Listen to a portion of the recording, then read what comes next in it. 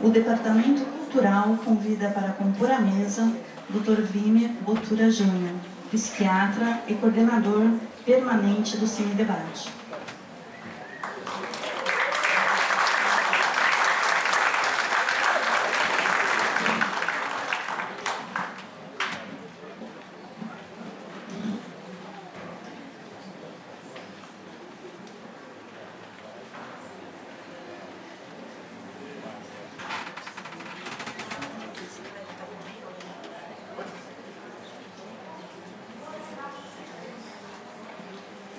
Boa noite. Retornando aí depois das férias, nosso primeiro Cine Debate do ano, em que a gente completa 18 anos em junho. Quero agradecer a presença de todos vocês inicialmente, depois da chuvarada, do trânsito, chegar aqui de dificuldade. Quero chamar meus debatedores. O Alfredo Augusto Toscano, que é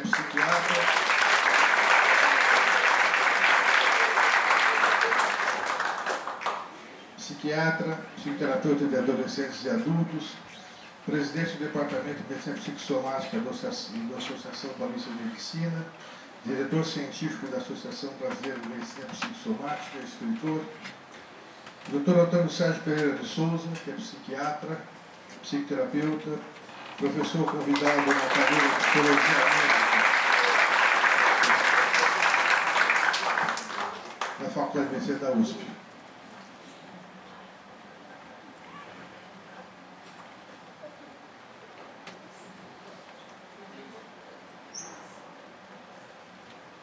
Bom, como os dois já são habituês aqui nos debates, eles já sabem o nosso tempo aí. Vou começar com o Alfredo. Boa noite, pessoal. Mais uma vez é um prazer estar aqui com vocês no primeiro Cine Debate do ano, né, 2016, e para justamente debater esse filme tão bonito, né, tão clássico do cinema italiano.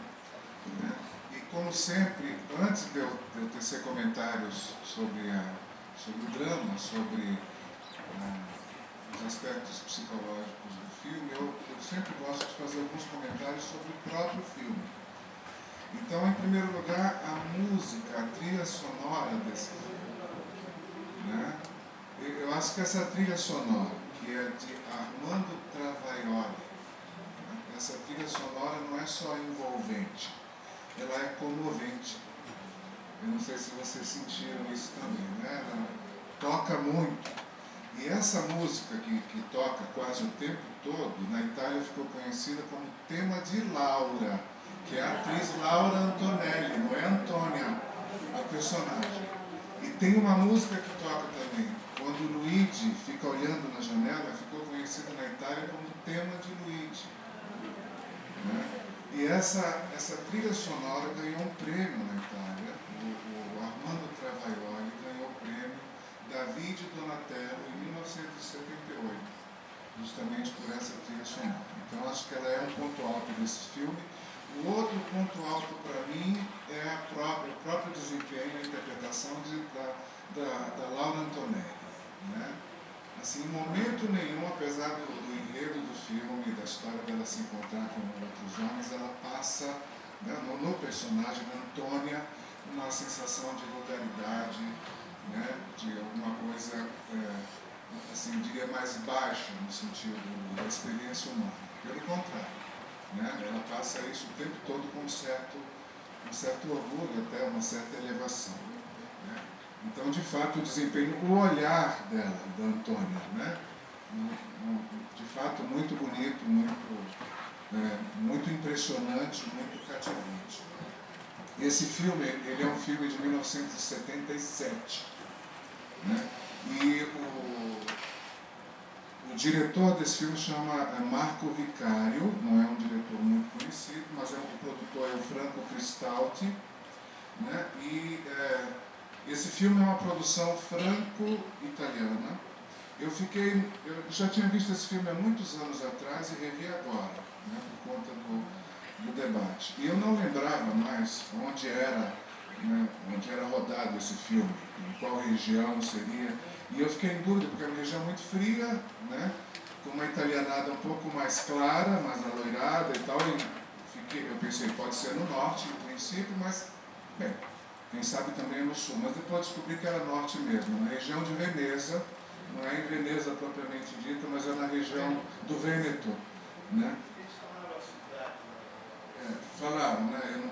Teve uma hora que falaram antes de falarem da cidade, falaram de Pádua e imaginei, então é norte, né? Mas depois eu lendo uma resenha do filme vi que é na região de Veneza. Esse filme, ele, em italiano é moglie amante, né? Que é mulher amante. Né? Não está como esposa propriamente dita em italiano. E curiosamente em inglês é wife mistress, é esposa senhora, e esse senhora no tom mais formal, né? Mistress. Né? E aqui em português ficou esposa amante mesmo, né? Esposa amante. Bem, ainda sobre o Travaglioli, né, que eu falei, ganhou esse prêmio, o Travaglioli, ele morreu há pouco, ele morreu em 2013, já estava velhinho, né, com os cabelos brancos, e ele estudou na academia, na importante academia de Roma de Santa Cecília, estudou música lá. E ele também era feito ao jazz, né, já velhinho, tocava piano, né, e com um gosto muito particular pelo jazz. Bem, agora entrando na esfera mais psicológica do filme, né? Eu penso assim, esse filme ele aborda basicamente a relação deste casal, né? Eu não penso que ela ter se vingado dele seja até o mais importante. Ela se vingou dele, mas não é isto o mais importante. É uma relação peculiar, particular entre esse casal, que teve vingança da parte dela sim, mas foi muito além da vingança, né? Isso se dá por conta de experiências não compartilhadas. E depois a tentativa de reparação do casal.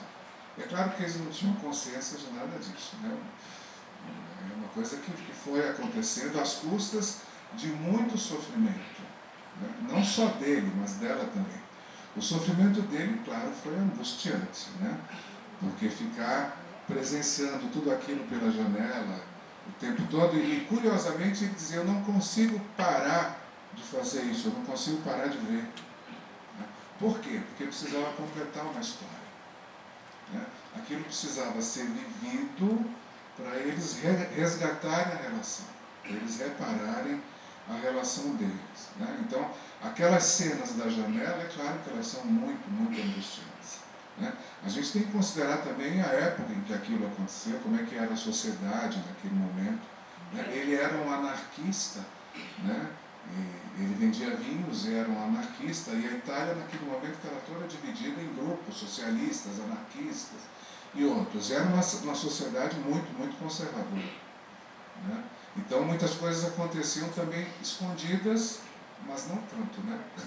Porque acabavam sabendo, ainda mais numa cidade pequena como aquela na Itália. Então assim, havia uma necessidade deles de viverem essa situação toda para poderem resgatar a relação.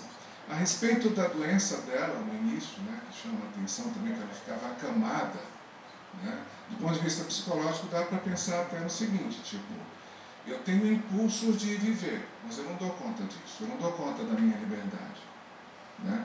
Então ficava acamada, né? E isso servia até de álibi, eu não estou bem, então eu não posso fazer nada disso, né? Meu marido está fora, então eu não banco isso, eu não dou conta de fazer isso. Então era uma ambivalência entre submeter-se, continuar submetido a esse marido e seguir os seus próprios impulsos, né? E é curioso que tem todas aquelas cenas do cavalo, da carroça, e o cavalo que, né, ele fazia o caminho que o marido fazia, que o Luigi fazia, ia parando nos lugares onde ele parava, justamente para, né, parece que uma coisa feita para dar a ela a oportunidade de viver a vida que o Luigi viveu, né? Para assim também reparar essa história.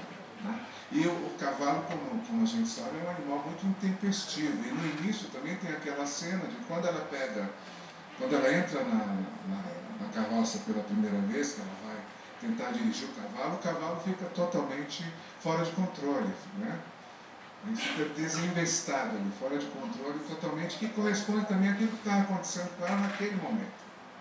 Né? Tem aquela cena também, né, quando ela começa a sair, que ela vai beirando o precipício. Né? Isso também quer dizer assim, quando você vai viver uma vida nova, quando você, né, vai viver a sua própria vida, você vai correr riscos. Né? Você vai viver coisas que não são seguras, né? Coisas que você não arriscou viver antes. Né? Eu até me lembrei que, com uma paciente no consultório, uma vez eu usei uma analogia da mula e do cavalo. Né? Que a mula, como vocês sabem, a mula tem passinho curto, né? Só que ela é persistente. A mula, né, não é à toa que os tropeiros usavam mulas. Eles vinham lá da Argentina, passavam pelo Rio Grande do Sul, chegavam até aqui, Sorocaba, em mulas. Né? Porque a mula, ela dá conta de uma distância muito grande, mas sempre naquele passinho. Né? Já o cavalo já é um animal mais impulsivo. O cavalo, ele pode cair de precipício porque ele desinveste. De repente ele pode, num impulso, né, ele pode fazer alguma coisa e expor, inclusive, os outros, as pessoas que dependem dele a isso. Né? O cavalo é um animal forte, um animal importante para cavalgar, mas ele tem essa característica. Né? E o filme também mostra essa coisa do cavalo que, embora levasse ela sempre para aqueles lugares que o Luigi ia, né, meio que para mostrar essa história, ao mesmo tempo tem horas que o cavalo perde o controle. Então, assim, é um filme realmente, do ponto de vista psicológico, muito interessante. Eu acho que a gente vai ter muita coisa para discutir. A minha fala inicial, então, é essa. Eu vou passar para os colegas e daqui a pouco, então, nós desenvolvemos mais o tema desse filme. Tá bom? Obrigado pela atenção.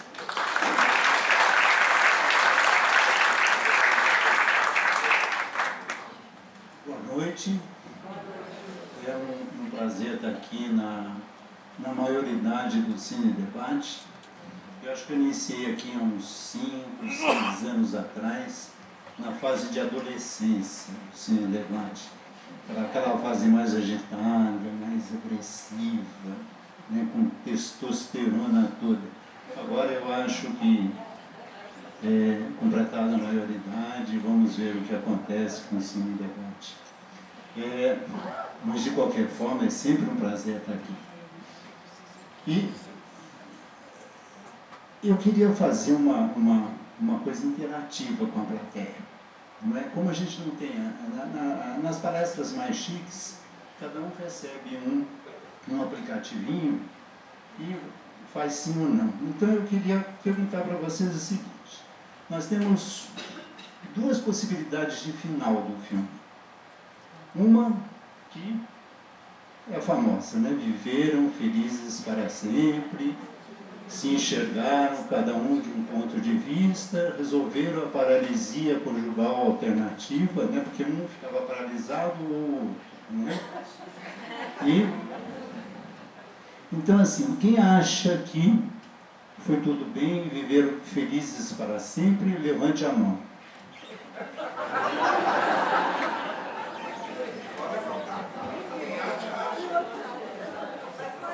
Você acha? E quem acha que depois de mais ou menos 2 meses ou 3 meses voltou tudo a mesma coisa? Inclusive a paralisia.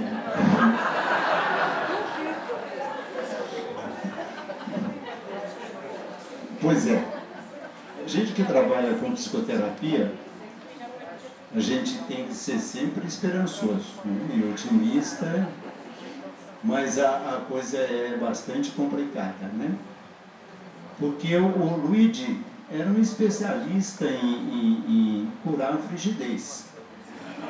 Ele curou a da Paola coisas que a gente nunca conseguiu fazer falando baixinho no ouvido.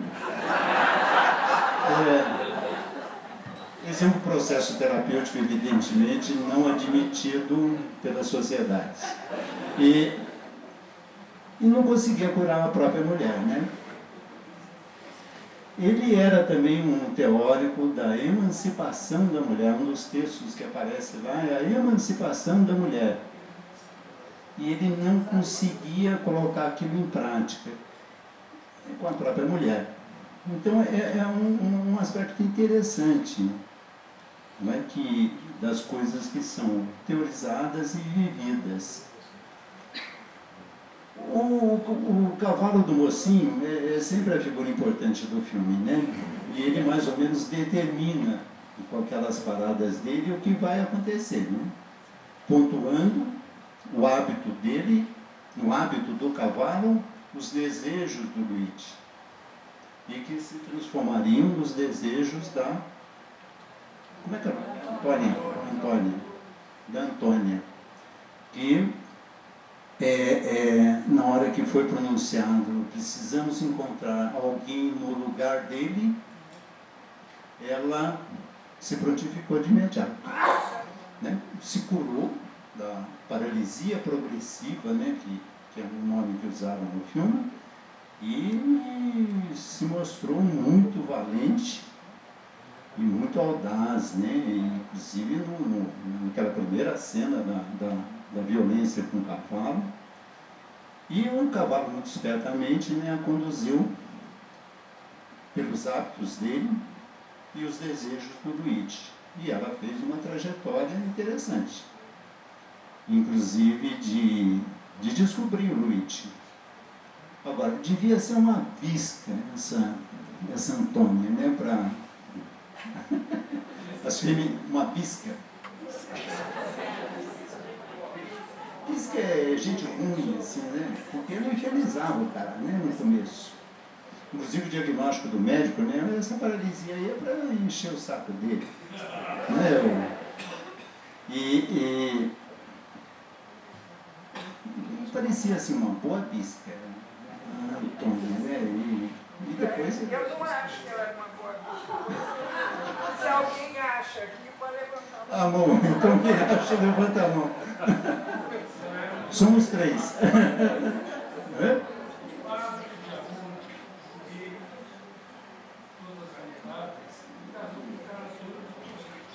Pois é.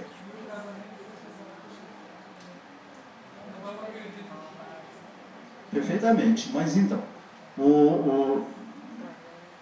e aí tem todo aquele desenrolar, né, do filme, as vinganças, né, e etc e tal, e o lance do tiro é genial, não é?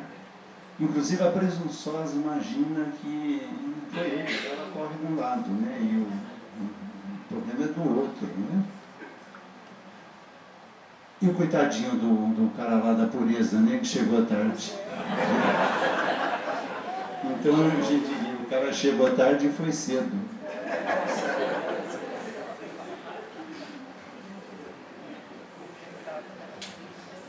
E aquela mocinha, como é que era o nome dela? Era Vince?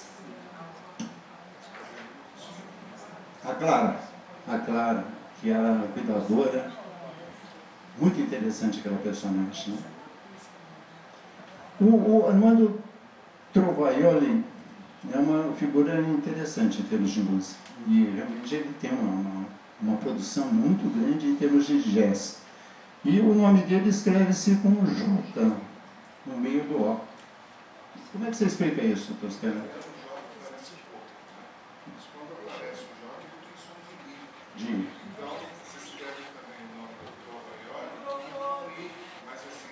Uhum. O J. Em italiano, é que hoje se usa menos até, já se usa o J em italiano. Fronteira. E pontuando uma frase dela no fim do filme: eu nunca mais serei de alguém. Essa frase me pareceu assim, bastante importante em termos da coisa de libertação dela. virou gente. Eu acho que é por aqui. E vamos debater.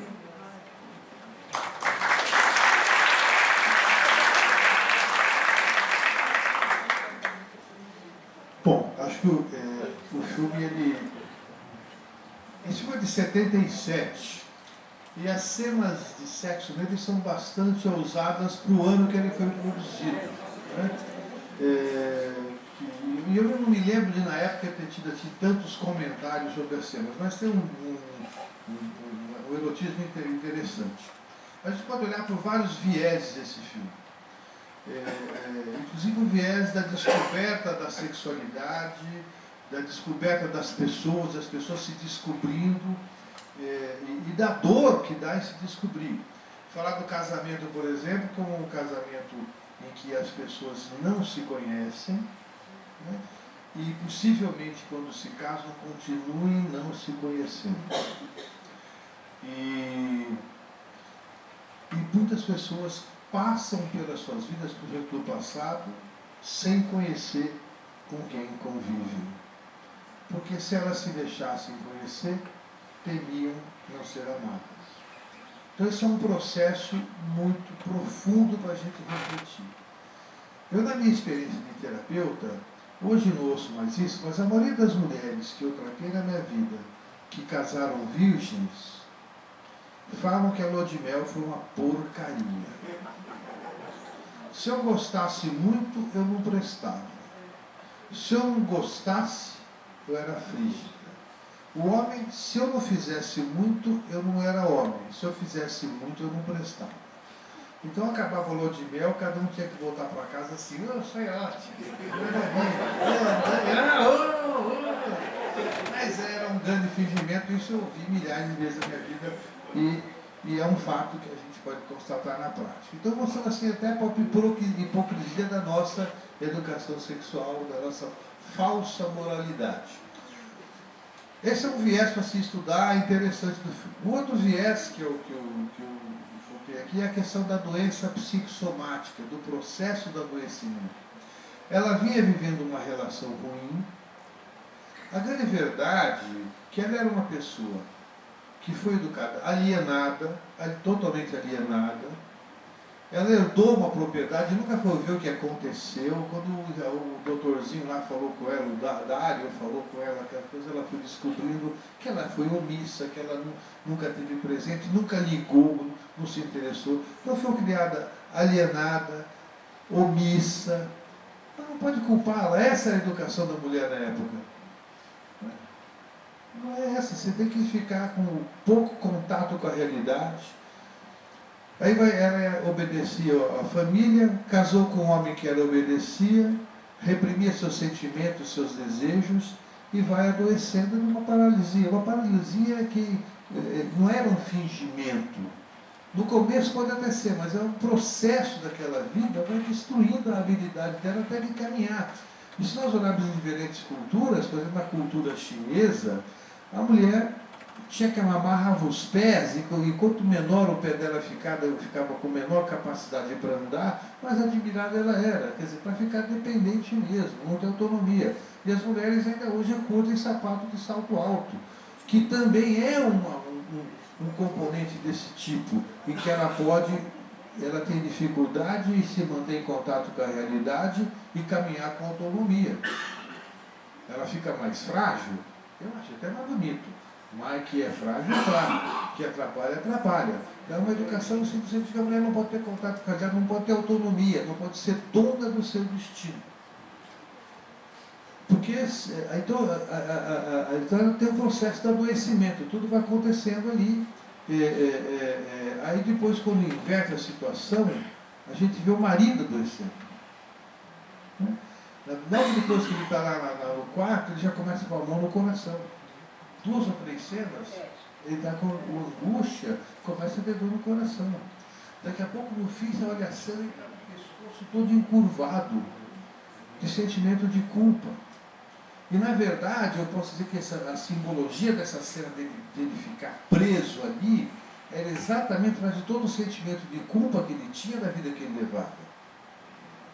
E ele fica ali naquela cena assim, como espiando, e a palavra espiando tem dois sentidos aqui, né? Um de espiar, de olhar, e outro de espiando as suas culpas, gotejando, fel, gotinha, gotinha daquela tortura chinesa, né? Vendo as coisas acontecendo com a mulher, e ele se sentindo ali, pagando a sua culpa.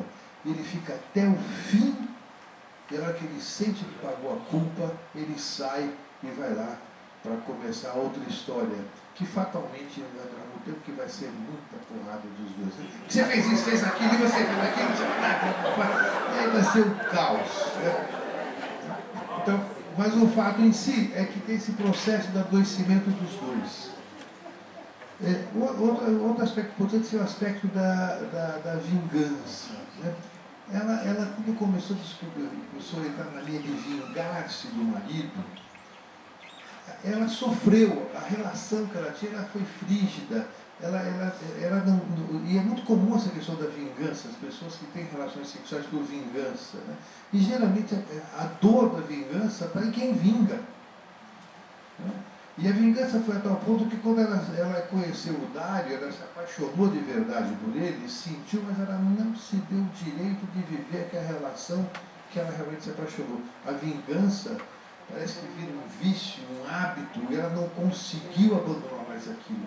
Então é aquela coisa que a gente não sabe a hora que passa do dia para a noite. Né? De repente, ela entra naquele processo de vingança e não consegue sair mais. Aí ela perde, né? Porque ela deixa de experienciar o amor, que é o desejo sexual intrínseco de uma relação que sempre desperta curiosidade, interesse que ela teve quando dialogou com o cara, admirou o que ele falava, etc, etc. Ele foi uma pessoa autêntica com ela, tudo, e ela perde aquilo e ela volta a viver aquela relação vazia, em que não tem o sentimento verdadeiro, tem a vingança. E é muito importante entender que muitas vezes a vingança desperta um tipo de desejo sexual.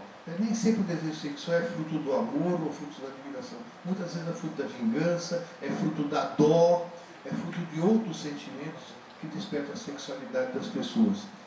Então, é uma reflexão que a gente tem aqui. Tem a questão também aqui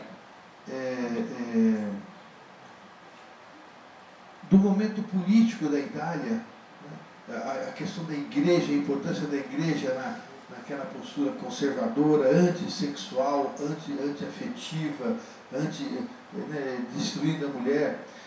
Podemos falar aqui da importância da educação para o casamento. Uma das coisas que eu acho mais graves que existe é a educação para o casamento da mulher. Quer dizer, se destrói a mulher dos seus desejos. É assim, o menino pode mijar, a menina faz xixi. O menino arrota, ela faz. O menino peida, ela solta. O moleque dá gargalhada de perna aberta. Tudo isso na educação vem acontecendo e a família estimulando a mulher nisso, e dizendo assim, eu te tiro o direito de dar risada, o direito de todas essas coisas que eu falei, porque no futuro você vai ter um homem que você vai casar e vai te dar tudo. Porque se ela não for assim, ela não vai conseguir casar. Essa é a pedagogia do casamento. Isso que eu estou descrevendo aqui é escrito por uma autora chamada Elena Giannini Bellotti, que é uma freira italiana, que fala sobre isso num livro chamado A Educação para a Submissão. Então, muito rico isso. Então, a educação para o casamento, o que é? Você aniquila a mulher em todas as suas coisas, e ela, quando casa, vai apresentar a conta para o otário do marido que disseram que ele é capaz de saciar isso. E não é. Aí ela se frustra com ele, porque prometeram que ele ia dar o que ele nem sabia.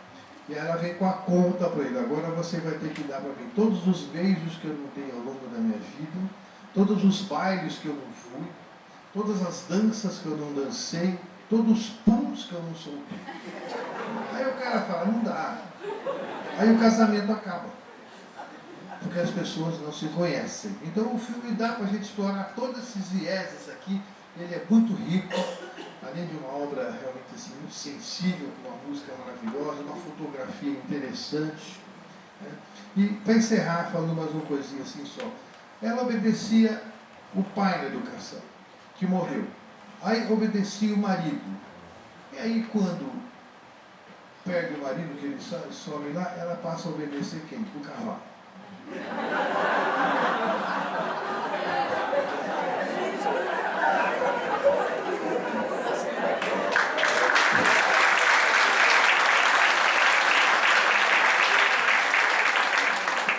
Vamos abrir aqui. Aqui. Alô?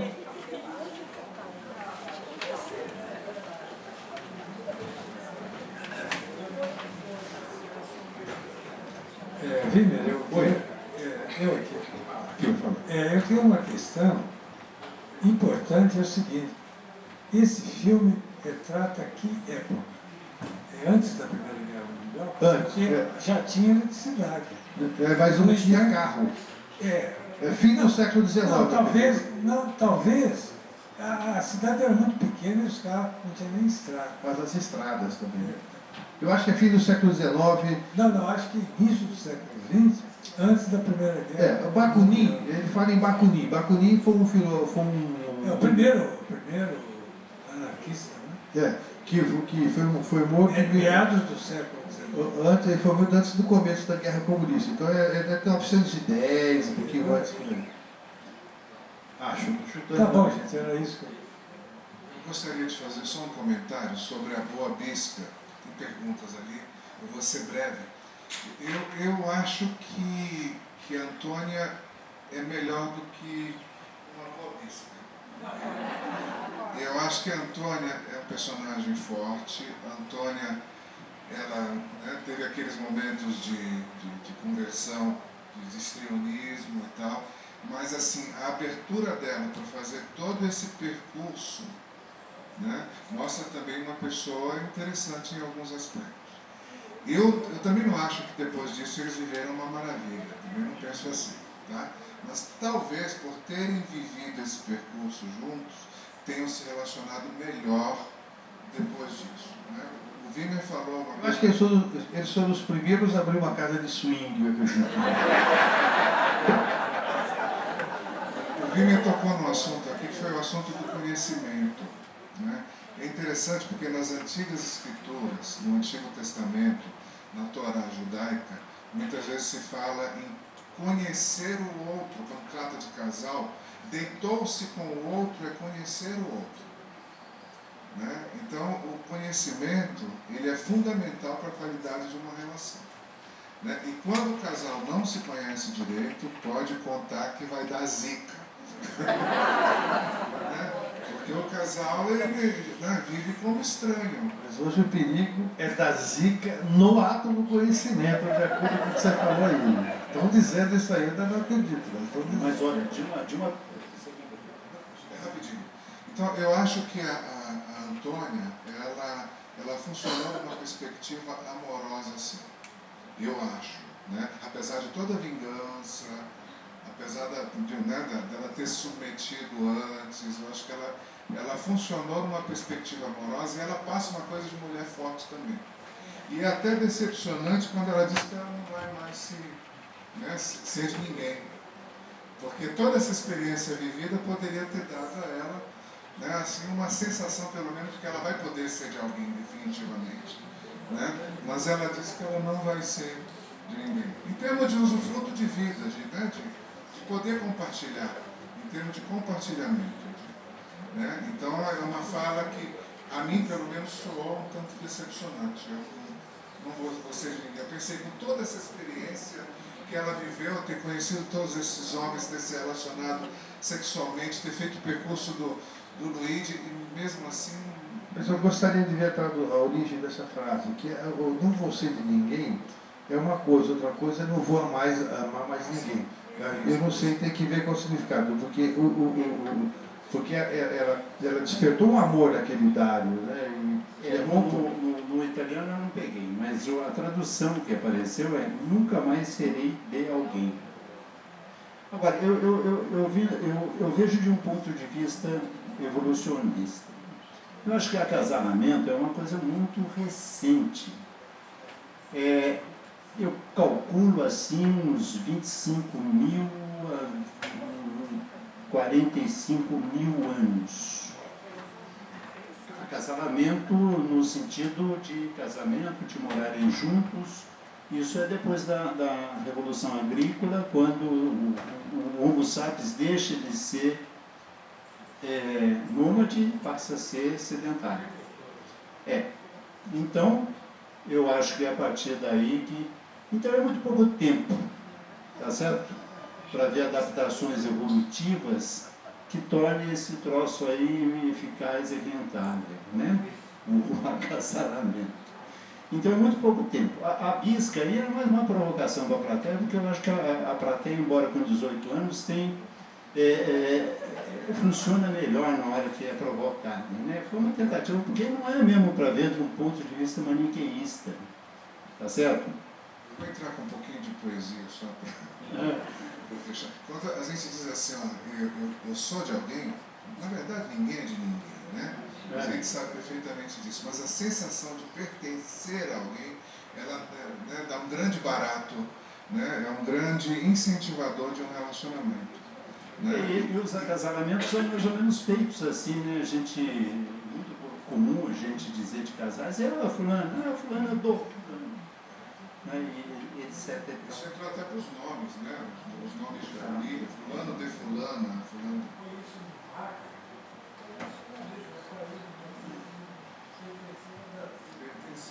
Então, a coisa não deve ser vista assim, de um ponto de vista maniqueísta. Agora, o que acontece é o seguinte, que quando os papéis são bem feitos, né, digamos, no caso do Luigi e da Antônia, não era muito bem feito, não. O Luigi cumpria a função dele de trabalhador, etc. Mas ela não cumpria as funções delas de dona de casa. Né?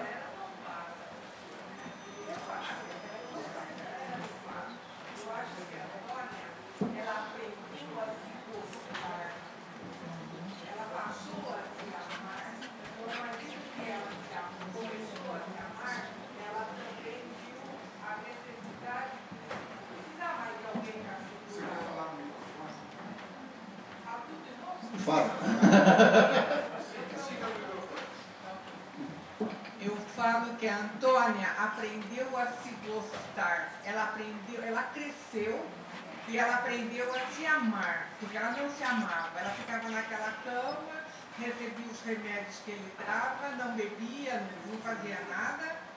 Agora, à medida que ela saiu de dentro daquilo que ela estava, daquele mundinho, e ela aprendeu. Então, não é que eu não vou ser mais, ela não vai pertencer a outra pessoa, porque ela se pertencia, ela passou a se amar. Eu vejo um pouquinho diferente. Eu vejo assim, ela precisou se identificar com ele, fazer todas as coisas que ele fazia. E isso não foi necessariamente uma decisão dela. Foi um acaso, que é aquele que a gente fala, é preciso matar a mãe para você crescer, né? A gente terapia. É preciso matar o seu marido para você crescer. O marido foi morto, não é certo? Por uma circunstância, ela passou a fazer exatamente o que ele fazia, para e passo, auxiliada pelo cavalo, e, no fim, como se ela, de alguma forma, tivesse se transformado num homem. Não. Eu estou esperando aqui. O que eu queria falar entra bastante no que vocês estão dizendo, né? Eu acho que o filme, na verdade, ele coloca, assim, os dois papéis, né, que a sociedade atribui no casamento. Então, o homem, ele tem que proteger a mulher, né? Ele tem que resguardá-la, porque ela pertence a ele, o que for, e ele escolhe direitinho, não é? Aquela que é para casar, aquela que é para transar, não é isso? Na sociedade. Então, a Antônia foi a que ele escolheu para casar. Então, já fica aquela coisa meio cerceada, né? O papel daquela época, da estrutura daquela época. Tanto que o rapazinho lá, virgem, não aguentou o rojão, né? De não poder cumprir esse papel, assim, de ser o proprietário da vida da mulher dele, né? Ele não segurou o B.O., ele caiu fora, né? E a Antônia, ela vinha se submetendo a essa estrutura da época, trancada em casa. Ele saía, fazia tudo, ela não sabia de nada que ele fazia, lá fora. Não conhecia. E ele não relatava tudo, porque também tinha coisas, aspas, imorais para aquele acordo que existia entre eles, né, que a sociedade impunha, né? Então, o que eu acho, na verdade, desse filme é que eu assisti ele, acho que na época, eu estava vendo de novo e falei, gente, eu não lembrava nada, mas eu acho que eu vi estudante, eu estou vendo agora madura, né? Então, o que eu acho, na verdade, é que os dois ali são confrontados no papel oficial que eles vinham fazendo como marido e mulher e que não levou a nada. Ele ainda podia dar as escapadas dele, escrever, né? Ela ali restrita na casa. Ele dá uma desaparecida, foi a brecha que houve para ela finalmente se encontrar como pessoa. Concordo plenamente. Tem uma cena que ela se olha no espelho e ela olha, ela puxa a roupa e ela olha o rosto, uma coisa assim do tipo, eu gosto do que eu estou vendo, finalmente, né? E no fim, eu acho assim, foi o cavalo que levou ela? Foi, né? Mas o cavalo não deixa de ser um símbolo, né? De vigor. O cavalo dela também, né? O cavalo interno dela, né? Como esse símbolo de vigor, de força, de fogo, eu diria, né? Então, na verdade, eu acho que ali são dois papéis errados que estão pagando seu preço, né? Porque ele também fez o que fez, ou ele... Não existe vilão e vítima, né? Assim, mas os dois cumpriam o papel que a sociedade atribuía para eles ali, né? Viva o homem, viva tudo que quiser fora do casamento, mas em casa se manque, quietinho, obediente, bonzinho. Mas esse era o padrão do casamento. Ainda é. Esse Sim, é um padrão de casamento. Menos, né? Esse é um padrão de casamento. Ainda vigente. Né? Tá certo, então. Agora, é interessante que fala de dar remédio para ela ali, né? E eu lembro quando eu comecei a fazer psiquiatria há 40 anos atrás, 40 alguma coisa, né? Tá certo? Era comum a gente ouvir coisas assim, que a mulher ia ao médico para tomar remédio para diminuir a libido dela para ela se manter casada. Era comum, tá certo? Isso é muito importante. As mulheres iam ao médico para tomar remédio, porque para se manter casada tinha que manter libido. E as mulheres muitas vezes não podiam procurar seus maridos e expressar seus desejos. Isso ainda, muita gente aqui sabe disso, tá certo? Então, mostra a complexidade da educação e a atuação da educação, da hipocrisia social, da religião, na concepção da vida sexual das pessoas e do casamento. Aqui fala que, umas frases aqui interessantes, assim, para a felicidade conjugal, né? Tem uma frase lá que é falada, eu acho que é o padre que fala, alguém fala da felicidade conjugal, ou também do Dário, que ele foi condenado porque ele disse ao jovem que podia se masturbar. Masturbação, até quando eu comecei a estudar medicina, masturbação em alguns livros de medicina era considerado uma aberração. Aberração, né? Tá certo? Falavam coisas assustadoras para adolescentes, né? Caía. Masturbar, fazia crescer pelos nas mãos, os peitos iam crescer, as coisas horrorosas. Tá certo? Então, isso, estou falando de 1970, 60 e pouco, né? Então, imagina aquela época. Então, assim, isso é uma tortura que eu via em toda a educação para a não sexualidade do ser humano. O sexo, ainda hoje, pessoal, não existe coisa mais broxante que a vida sexual dentro do casamento. Que a vida sexual dentro do casamento. Quer acabar com o tesão de um casal? Case. Né? Então, é o seguinte, ainda hoje, tá certo? Então, a gente tem que olhar para isso. Tem as pessoas privilegiadas, excepcionais, mas isso é uma realidade que se vê. Mas, bom, eu acho que sim. a solução é mudar, né? Discutir os assuntos e falar. Hoje, claro que é muito melhor hoje, se fala, se conversa, mas temos que fazer as pessoas falarem sobre o assunto. No Coelho, não todos, acho que todos, até, não sei, porque os dom latinos são piores até. Aquele mocinho que se suicidou, Na verdade, ele vinha se suicidando. Eu acho que ele se suicidou. Ele foi justamente arrumar aquela mocinha de cabelo curto. Se arrumasse uma outra que o ajudasse Ele se suicidou mais a vencer a virgindade dele. Ele era a antítese da Antônia. A Antônia estava se suicidando, a antítese da Antônia. Coitado dele, eu fui educado quase com ele. Essa coisa dos casais que se complementam mal, né? A complementação dele era terrível, porque aquela moça de cabelo curto, qual é o nome dela? A Clara, ela não vinculava também, né? E era uma coisa, ela tinha um comportamento assim, um tanto, né, obscuro, e ela se relacionava sexualmente com o Luigi, em seguida estava com esse namorado, e tem uma cena no filme que me chamou muito a atenção. Um detalhe toscano é o cabelinho dela, bem curtinho. E ela mesma, ela não era hipócrita, né? Porque ela era bem aberta naquilo que ela fazia. Sim, hipócrita não. Mas, ela assim, não era. Mas mostra uma cena depois do suicídio, que ela está saindo na rua assim com um ar de tranquila, indiferença, como se nada tivesse acontecido, está seguindo a vida dela.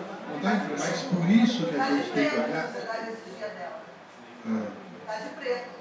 Sim, mas nem 8 nem 80, né? Mas esse, um viés para se falar desse filme é sobre a vingança desse filme. A vingança é uma coisa que está por trás de quase todas as ações. Inclusive, a própria atividade sexual deles, muitas vezes, é uma atitude de vingança, vingança do homem. Quando ela fala não quero ser de ninguém, ela de alguma forma está assim, eu estou me vingando dos homens e da educação que eu tive. Bom, aí desculpa, vou falar. Tem um detalhinho do Dario, né, o médico, e na relação com o Antônio. E acho que aí a Antônia aprendeu, porque esse Dario assim me pareceu assim um pouco ciumentinho, né? Foi ciumado. É. E ela falou, tô fora. Eu acho que ela aprendeu. E ele teve umas reaçõezinhas assim de ciúmes, né? Me pareceu.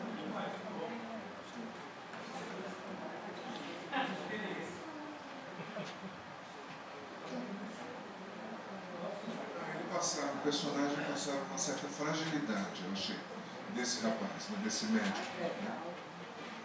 E passou isso. Ele é uma pessoa sensível, né? Sem sensibilidade. Sensível. Ele é sensível que é na mão da mulher que estava cheia de ódio, de vingança. Eu queria falar. Foi usado também. Oi, doutor Antônio. O senhor disse que ela viveu a vida do Luigi, mas de certa forma involuntariamente, guiada pelo cavalo. E aí eu quero discordar, porque eu acho o seguinte, a primeira parada do cavalo, ele apenas ajudou a entender e saber onde eram as paradas, ela poderia chegar a essas informações independentemente do cavalo, mas quando o cavalo para, ela poderia ter se acovardado ou se acomodado, voltado, poderia ter duvidado do que a mulher, quando abriu a porta, falou. Então, assim, eu acho que ela foi audaciosa, teve coragem, né, de enfrentar tudo e sabendo muito bem o que estava fazendo, sim. Eu acho que não foi guiado pelo cavalo e sem vontade própria. Ela fez tudo sabendo o que estava fazendo, eu acho. E o cavalo, lógico, deu as dicas, mas ela poderia chegar da mesma forma e ele poderia ter se acovardado, voltado ou se acomodado também. Acho que ela quis seguir. Então, isso fazia muito o perfil dela, como o senhor disse, eu acho. Desculpa. Eu acho que é uma ironia do diretor. Tá certo? E aí, mais ou menos, de uma coisa que é, digamos, as rotas do desejo, né, de cada um de nós. São tortuosas, não são claras. Tá certo? E às vezes são muito em função de um acaso. No caso, eu acho que o diretor talvez quisesse pontuar isso a partir da trajetória do cavalo. A brincadeira fica assim, sem esse cavalo a história seria completamente diferente, porque ela ia seguir outros caminhos que não eram do desejo do Luigi, seriam do desejo dela. Por isso que fica assim, mais ou menos parecido que ela queria se tornar um Luigi. O cavalo também é um elo, né? É um elo dela com o Luigi. O caminho que ela faz é um caminho de resgate com o Luigi. Então o cavalo é simbólico, ao mesmo tempo que ele indica o caminho e passa por onde ele passava, vai onde ele ia, também é o cavalo dela. né? E mostra muito ela com esse cavalo, muitas vezes, e fazendo esse caminho, né? Então tem essas duplas. O cavalo se torna dela depois da morte dele. Ele dá a ela. Não, Ela a não suposta desfez, morte dele. mas É o vínculo. ela não desfez o vínculo. É o vínculo. Ela continuou vinculada. Eu acho que o cavalo dá a ela a possibilidade. Isso que é importante aqui. Isso é muito importante, essa colocação. É o seguinte: ela não se desenvolveu como uma pessoa autônoma. Ela era submissa e depois ficou contra. A vida dela foi na reação. Então, embora ela tenha evoluído, ela não chegou até a vida dela. Ela virou uma pessoa rebelde, no sentido assim. Ela não foi atrás do desejo dela, ela foi atrás da vingança dele. Então, ela continua não vivendo a vida dela. Ela foi se conhecendo, eu acho. Eu acho que já era uma transição. Como todo rebelde, isso é muito importante. A pessoa rebelde, ela acha que é livre. Não é.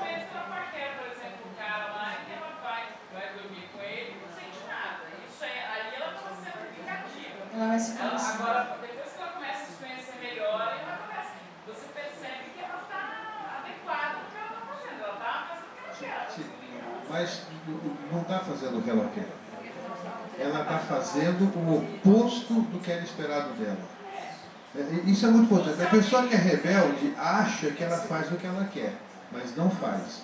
Ela faz o oposto do que ela acha que os outros querem dela. Continua não fazendo o que quer. É submissa e rebelde. Não tem a opção. Isso é muito importante. Eu vejo que, inclusive hoje, no momento, assim, muitas pessoas assumindo uma vida homossexual, que está na moda agora, muito na vingança, principalmente mulheres. Como uma forma de se vingar dos homens. Não é um desejo intrínseco sexual dela, mas é um desejo da vingança. É da rebeldia. Não é fazer o que não quer, é sim fazer o contrário do que ela acha que os outros querem. Isso é muito sutil, pessoal, mas é importante a gente olhar. Queria fazer só mais um questionamento rápido. Ok, o microfone. Sobre aquela frase que não seria mais de alguém, né? Eu queria questioná-los. Vocês falaram que pode ser seria uma vingança dela, mas eu vejo como preservação. Não quero sofrer mais, então não seria mais de ninguém, ou não seria mais de alguém. Não poderia ser uma atitude de se preservar para não sofrer de novo, em vez de mais do que vingança? Eu não a vejo não sofrendo. Ela está transando com o cara, com o padreco, olhando na janela. Ela está transando para ele. Tá certo? Não está transando está transando para ele. Aliás, é muito comum o processo de adoecimento. Tem pessoas que adoecem para o outro, doenças que adoecem contra o outro, pessoas que adoecem no lugar do outro. Tem muita mãe que adoece para evitar que o filho adoeça. Então é importante olhar isso. É sutil. Ela não estava transando ali para ela estava transando com o marido lá na janela. Eu também penso nisso tudo como transição, né? Porque o processo de se desvencilhar do outro não se dá de uma hora para outra, né? Então ela faz um caminho também, tanto que quando ela vai se relacionar a primeira vez, ela está ali feito um boneco de si própria, né? Depois ela vai fazendo um processo já diferente, e eu acredito sim que pode ser defesa nesse momento que ela diz: eu não vou ser mais de ninguém, vou se sentir ainda muito doída por todas essas coisas. Porque ela ainda era dele. Em momento nenhum ela se separou dele. Em momento nenhum ela se separou dele. Errou, Maria. Ela passa o filme todo ligada a ele de alguma maneira. E tanto que no final, quando ela escuta o tiro, que ela presume que é ele que se matou, e ela vê que não foi, ela manda um recado para ele voltar. Porque ela não esteve em nenhum momento desligada dele. Mas eu acho que o filme devia se chamar Emancipação. Emancipação devia ser o nome do filme. Porque os dois se emanciparam. Tanto ela cresceu, quanto ele cresceu. E é um amadurecimento dos dois. Uma visão romântica. Pode até ser.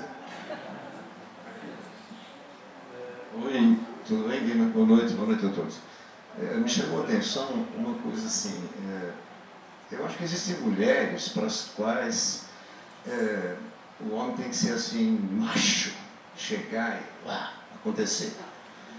E eu acho que no filme o papel do médico é exatamente o sujeito que, pela sensibilidade dele, pelo caráter, pela forma como ele analisava aquela situação toda do ambiente, que ele conhecia a pobreza e tudo mais, eu acho que ele chegou no ponto. Ela precisava ser conquistada e libertar a sexualidade através da sensibilidade da mulher feminina. Tanto é que tem um momento no filme em que ele está olhando da janela e ela beija uma outra mulher. Então, na verdade, ele aborda essa coisa, o lance da homossexualidade, né? E não fica uma coisa limitada, fica uma coisa assim. A sensibilidade está aí, porque quando ela resolveu ir para a cama a primeira vez com aquele guardinha que ela encontrou na rua, que era vamos e venhamos, né? Uma beleza de todo mundo italiano bonito no filme, né? Ele foi para a cama com ela, ele era grosso. Ele era exatamente a pessoa que não tinha a sensibilidade, né? Porque ele percebe que ela está absolutamente inerte na cama, ele sai e diz assim, você é frígida, e ela chora. Então, não era um cara... Isso tem uma conotação de aprendizagem também, né? De transição e aprendizagem. Inclusive a homossexualidade, a experiência homossexual dentro de um processo de aprendizagem. Exato, e porque o marido, Luigi, não foi capaz de perceber isso, né? A história começa assim. E o rapaz, pela sensibilidade, foi até acusado de homossexualismo porque não cobrava as consultas, né, que ele dava lá para o rapaz. E outra coisa que eu achei em relação ao cavalo, acho que eu não prestei muita atenção quando você falou, mas a primeira vez que o cavalo para, e ela não entende por que quer que ele vá para frente, veja que a mulher chama, ela fala, se você não vier, ele não vem.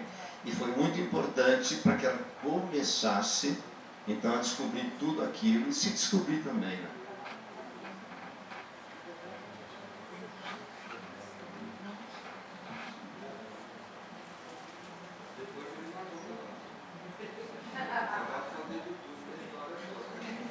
Torvini, eu concordo com o negócio do rebelde e queria perguntar se o rebelde não fica rebelde também por um excesso de regras que existe, que às vezes a pessoa se rebela para...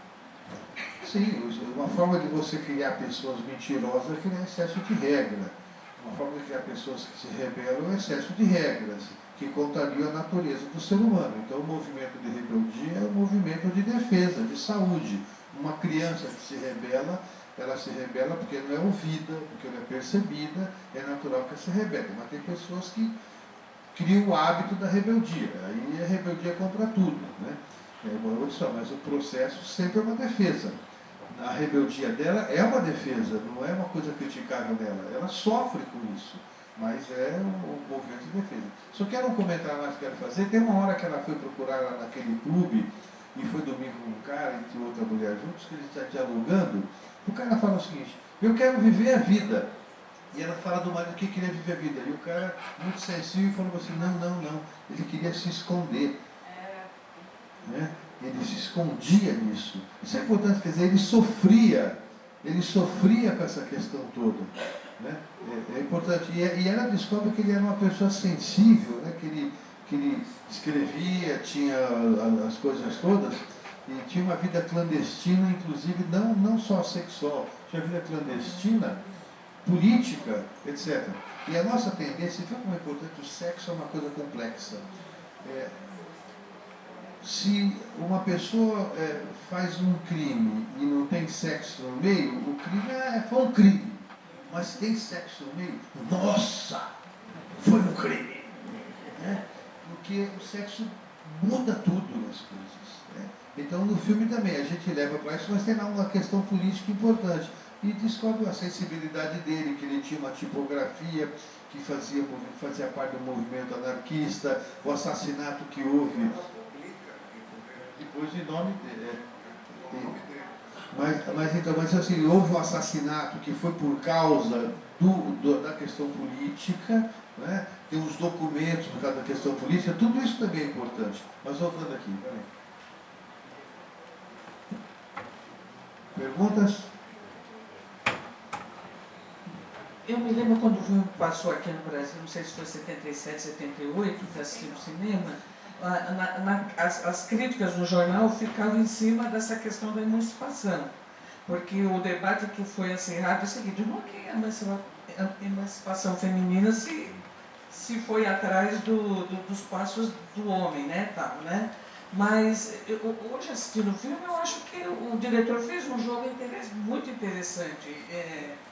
Ela foi atrás assim, ela seguiu os passos dele. Eu acho que o cavalo ali é um símbolo fálico, e ele ficou numa condição feminina, porque ele ficou como ela, parado, travado e assexuado, não é como ela estava no começo. Inverteu e eles passaram a ter conhecimento mais profundo um do outro. Talvez por isso que a relação pode ser de melhor qualidade lá para frente, né? É um enredo muito bem bolado pelo escritor, né? Eu quero, está na hora de ir encerrando aqui. Tem mais alguém colocado aqui no microfone para falar? Se não tiver, eu vou falando até aparecer aqui. Mas é o seguinte, esse filme nós vamos debater de novo. Que dia que é mesmo, Felipe? É um sábado de maio, depois do Cine Debate de maio nosso aqui, que é para sexta-feira, no sábado seguinte. Nem te falei ainda, nem sei se você quer debater.